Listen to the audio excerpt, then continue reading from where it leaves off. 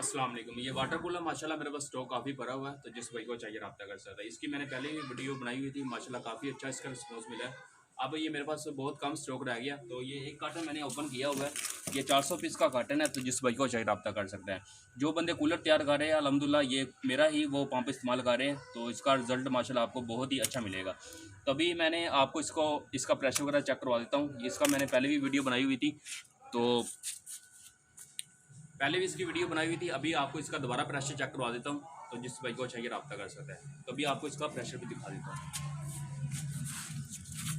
ये देखें, ये कूलर की सप्लाई है। अभी आपको इस पर ऑन करके आपको दिखाता हूँ और इसका प्रेशर भी आपको दिखा देता हूँ।